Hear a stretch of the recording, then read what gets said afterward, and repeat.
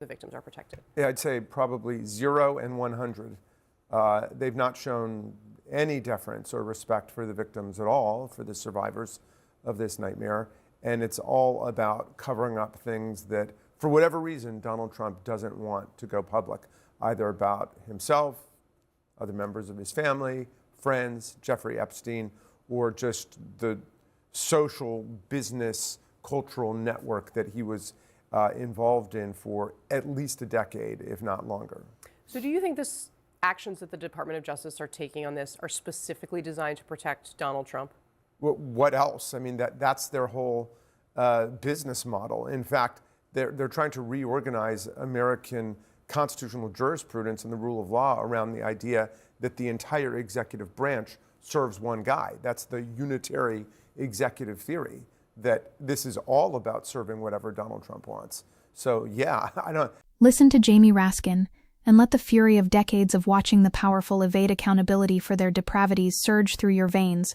because what we just witnessed in that clip is not hyperbole or political grandstanding, but rather a devastating indictment delivered with surgical precision by one of the most brilliant legal minds in Congress, who is telling us in no uncertain terms that the Department of Justice under this administration has become nothing more than a protection racket for Donald Trump and his network of wealthy predators. And this moment right here should be seared into the consciousness of every American who still believes that the rule of law means something in this country. Because what Raskin is describing with that chilling 0 and 100 formulation is the complete inversion of justice itself. We are watching in real time as the institution tasked with protecting us from the powerful has instead become the apparatus through which power protects itself. And if that doesn't make your blood boil, then you haven't been paying attention to what has been unfolding over these past days as the so-called Epstein files finally emerged from the depths of government secrecy, only to arrive on our doorstep so heavily redacted, so egregiously censored, that at least 550 pages worth of documents were released entirely blacked out, and we're supposed to believe this is about protecting victims. Raskin lays it bare when he says the redactions have shown probably 0 and 100 find respect for survivors versus covering up whatever Trump doesn't want public. And here's where we need to pause and recognize the philosophical violence being perpetrated here, because the unitary executive theory that Raskin references isn't some obscure constitutional footnote being debated in law school seminars, but rather a once fringe legal theory, which asserts that the president has unlimited power to control the actions of the 4 million people who make up the executive branch. And this theory has become the ideological foundation upon which Trump and his enablers are constructing what can only be described as an authoritarian reconstruction of American governance. When Raskin says they're trying to reorganize American constitutional jurisprudence around the idea that the entire executive branch serves one guy, he is not exaggerating, because Trump has expanded his control over executive branch agencies and the civil service, ordering many of them to target his political opponents and organizations aligned with the Democratic Party. And his administration has asserted that under the unitary executive theory, it had a constitutional right to control and even cease enforcement of federal law, which legal experts have described as claiming a constitutional power to immunize private parties to commit otherwise illegal acts with impunity. And if that phrase doesn't send shivers down your spine, then you need to read it again, because what we're talking about here is the President of the United States claiming the power to place himself and his associates above the law entirely. But wait, because the bombshells keep dropping, and you need to understand exactly what happened with these Epstein files, because the backstory reveals layer upon layer of obstruction and manipulation that would make Nixon blush, considering the partial release was a violation of U.S. law, as it failed to meet the December 19 deadline and received bipartisan criticism. And think about that for a moment, because this wasn't some administrative oversight or bureaucratic delay, but rather a deliberate decision by the Trump administration to violate federal law that the president himself signed, and Democratic lawmakers said Trump and the DOJ are now violating federal law as they continue covering up the facts and evidence about Jeffrey Epstein's decades-long billion-dollar international sex trafficking ring. And for months, Attorney General Pam Bondi has denied survivors the transparency and accountability they have demanded and deserve, while the DOJ makes clear it intends to defy Congress itself. And here we arrive at the nauseating reality that power in America has become so concentrated, so utterly shameless, that the executive branch can simply ignore the law when compliance would be politically inconvenient for the president. The timing itself reeks of cover-up, because remember that during the 2024 presidential election, Trump, when asked whether he would release the Epstein files as president, answered, "Yeah, I would." And in September, while appearing on a podcast, Trump promised to release the Epstein files if elected. But then something fascinating and damning occurred because Attorney General Pam Bondi stated in a February interview that the Epstein client list was sitting on my desk right now to review, but then in July Bondi released a statement saying the DOJ found no incriminating client list, contradicting her February statement, and that day DOJ and FBI announced that no further files from the Epstein investigation would be released, and the conservative backlash was immediate, with Wheeler calling it unforgivable behavior, while the Hodge twins called for Trump to fire Bondi, because even MAGA supporters could smell the stench of corruption emanating from this obvious cover-up, and then Trump himself defended Bondi and referred to Epstein as somebody that nobody cares about, which tells you everything you need to know about whose interests are being protected here. Now brace yourself for this next revelation, because the depth of resources devoted to hiding the truth is absolutely staggering, as investigative journalist Jason Leopold discovered that between January 2025 and July 2025, FBI personnel worked 4,737 overtime hours,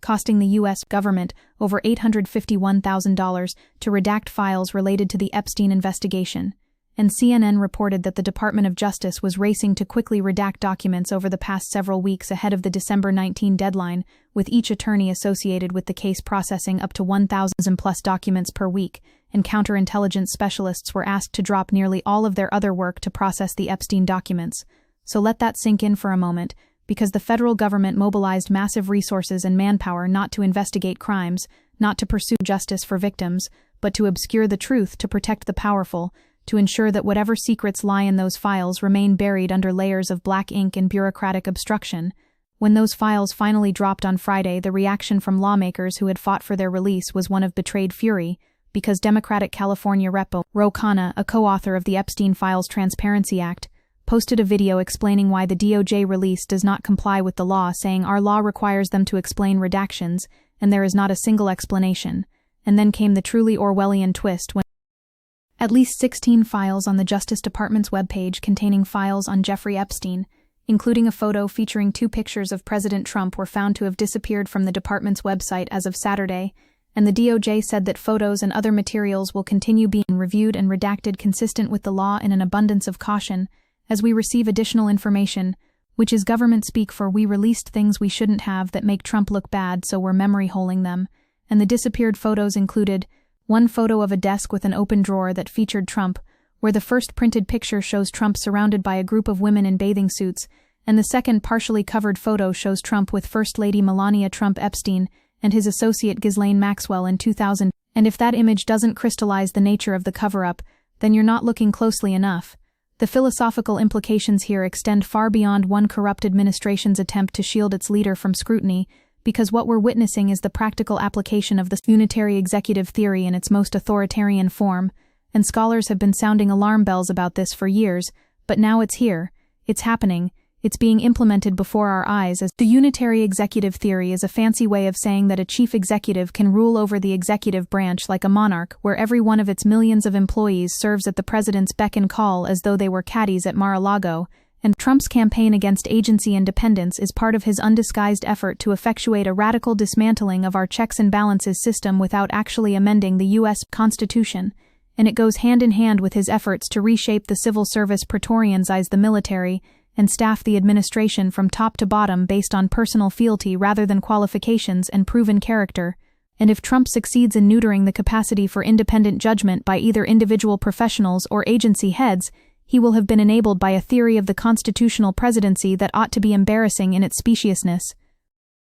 Think about what Raskin is really telling us when he says the DOJ's whole business model is protecting Trump, because he's not speaking metaphorically, but describing the literal reorganization of federal law enforcement around the principle that the president is above the law, and his associates are above the law, and anyone in his orbit of power and privilege is above the law, while the rest of us remain subject to a criminal justice system that disproportionately punishes the poor and marginalized with brutal efficiency. And this is the essence of oligarchy. This is how democracy dies, not with jackboots and midnight arrests, though those may come later, but with the slow, patient corruption of institutions that once served the public interest until they serve only power itself. The unitary executive theory in practice means the push for a unitary executive ends up personalizing presidential power to a major degree, involving potentially more arbitrary decision-making and just saying, well, he's the president. It's constitutionally justifiable, and it involves things like potentially targeting enemies,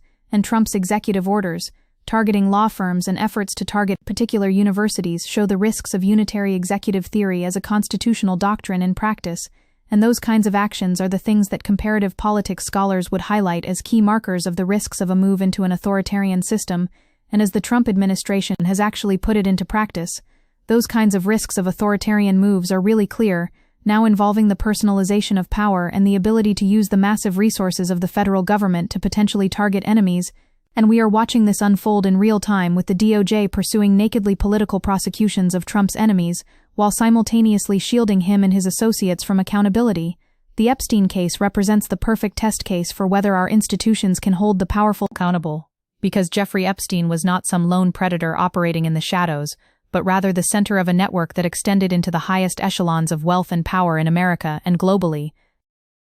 Democrats on the Oversight Committee expressed disappointment with the partial nature of the release, noting that one document 119 pages that a federal judge wanted released is totally redacted with no explanation for the redactions, and so far they have not seen the draft indictment, and a lot of the witness interview memorandum that would explain who were the rich and powerful men who abused these young girls, or who were at parties covering up the abuse. And Congressman Thomas Massie said that at least 20 men accused of sex crimes are in the FBI's Epstein files, and that if this release doesn't include some of the names, that is an indication that not all of the documents have been produced. So where are those names? Where are those indictments? Where is the justice for the countless young women and girls who were trafficked and abused by this network of powerful predators? And the answer is that justice is being deliberately obstructed by the very institution tasked with delivering it. We need to talk about what it means when Raskin says this is about covering up things regarding Donald Trump doesn't want to go public either, about himself, other members of his family, friends, Jeffrey Epstein, or just the social business cultural network that he was involved in for at least a decade, if not longer, because Trump and Epstein were not casual acquaintances but longtime associates who moved in the same circles of extreme wealth and depravity, and while Trump wasn't mentioned much in the DOJ release, he was a frequent subject of emails and text messages in another Epstein file, tranche released by the House Democratic Oversight Committee, with well over 1,000 different mentions, though mainly the subject of Epstein's near obsession with his presidency, as Epstein positioned himself as a Trump whisperer of sorts to his powerful associates, and in one 2015 email between Epstein and author Michael Wolff, the pair discuss a potential question from an upcoming CNN appearance about Trump and Epstein's personal ties with Wolff, writing, "I think you should let him hang himself, and if he says he hasn't been on the plane or to the House, then that gives you a valuable PR and political currency," which reveals that Epstein was actively strategizing about how to leverage his relationship with Trump for influence, and these are the kinds of details that the DOJ is working overtime to keep from public view. The cross-partisan rage about this cover-up is one of the few issues where left and right can actually agree, because everyone understands that protecting elite predators is an obscenity that transcends normal political divides. The so-called Epstein files have become a political lightning rod for the Trump administration, which has faced criticism from lawmakers in both parties on the issue, and even Republican Rep. Thomas Massie, who co-sponsored the Epstein Transparency Act, criticized the redactions posting on X that the release grossly fails to comply with both the spirit and the letter of the law, and warned a future DOJ could convict the current Attorney General and others for not properly releasing all files the law mandated be made public, and when you've got bipartisan fury directed at your cover-up, it means you've crossed a line that even our degraded political culture recognizes as intolerable, yet the Trump administration plows forward with its obstruction because they know that in our current system, power protects power, and the law applies only to those without it. Let's examine the mechanics of how this cover-up operates. Because it's not enough to simply be outraged, we must understand the structural corruption that enables it, and Rep. Jamie Raskin, ranking Democrat on the House Judiciary Committee, said in an interview, "How can you block out an entire document? It makes no sense." And this is all about covering up things that for whatever reason Donald Trump doesn't want to go public either, about himself or other members of his family friends Jeffrey Epstein, or just the social business cultural network that he was involved in for at least a decade if not longer. And the DOJ's justification rings hollow when Deputy Attorney General Todd Blanche told ABC News that there has been no effort to redact President Trump's name from the release, and that assuming it's consistent with the law, every document that mentions Trump will be released, and there's no effort to hold anything back because there's the name Donald J. Trump or anybody else's name, and we're not redacting the names of famous men and women that are associated with Epstein. Yet somehow photos of Trump mysteriously disappear from the website after their initial release, and somehow hundreds of pages remain completely blacked out, and somehow the draft indictments and witness interviews that would reveal the full scope of the conspiracy remain hidden, and we're supposed to believe this is all just bureaucratic caution. The historical parallels here are deeply disturbing, because every authoritarian regime begins by capturing the institutions of justice and turning them into instruments of political control, and what Trump is attempting through the unitary executive theory is nothing less than the complete subordination of law enforcement to his personal will, and Trump's recent actions mark the culmination of the unitary executive theory, which is perhaps the most contentious and consequential constitutional theory of the past several decades. And the unitary executive theory suggests that limits on presidential power wrongly curtail the powers of the chief executive, and it was formed by conservative legal theorists in the 19th. But what we're seeing now goes far beyond Reagan's vision, because in its most basic version, the unitary executive theory claims that whatever the federal government does that is executive in nature, from implementing and enforcing laws to managing most of what the federal government does, president alone should personally control it, meaning the president should have total control over the entire executive branch with its dozens of major governmental institutions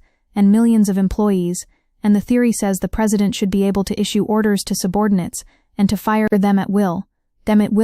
And when you combine that theory with a president who views himself as above the law, you get exactly what we're seeing with the Epstein files, a deliberate systematic cover-up orchestrated from the highest levels of government to protect the president and his network from accountability. What makes this particularly insidious is how the Trump administration deploys the rhetoric of transparency while engaging in comprehensive obstruction, because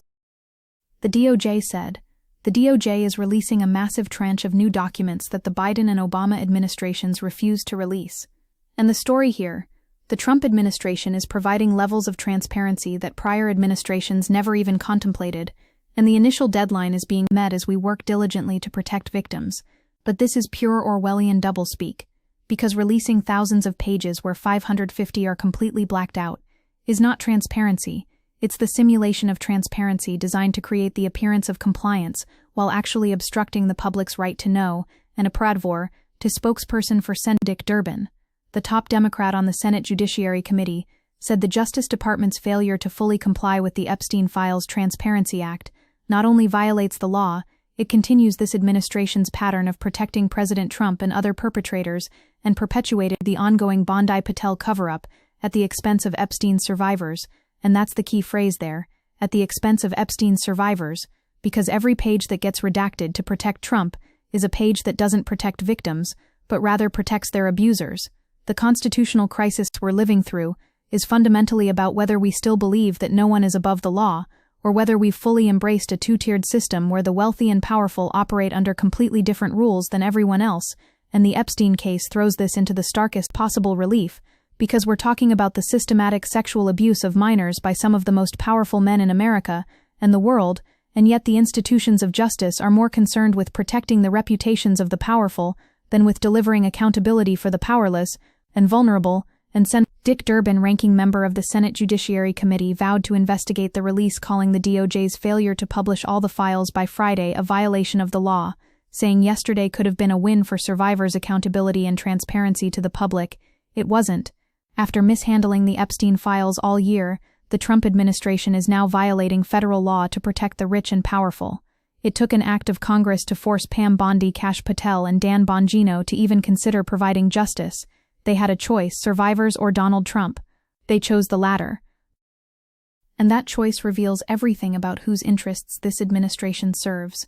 Think about the sheer audacity of what's happening here. Because Trump himself in 2019 said, "I have an Article 2 where I have the right to do whatever I want as president," which is not how constitutional democracy works, but it is exactly how autocracy works, and he's not even hiding it anymore. He's openly declaring his belief that the presidency confers unlimited power, and his administration is implementing that vision through systematic institutional capture. Trump posted, "He who saves his country does not violate any law," which is a quote attributed to Napoleon, and Trump signed an executive order that purports to seize control of independent agencies such as the Federal Trade Commission, the Federal Communications Commission, and the Federal Deposit Insurance Corporation, and these expert bodies fight monopolies, police bank safety, organize the broadcast industry, and more. So what we're witnessing is not just one cover-up about one case, but rather the complete transformation of American governance from a system of laws to a system of personal rule, where the president's will is law, and anyone who stands in the way gets crushed.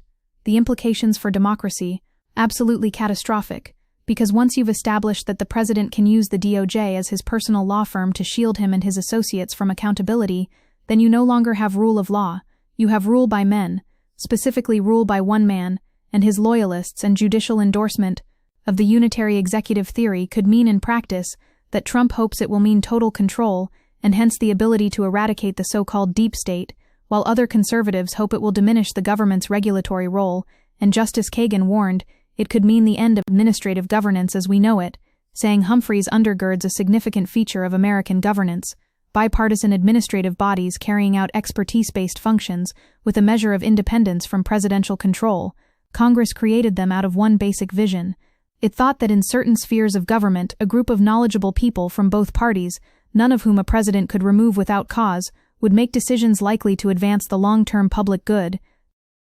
But Trump doesn't want institutions advancing the public good. He wants institutions advancing his personal interests and protecting him from accountability. And the Epstein files are just one example of how this works in practice.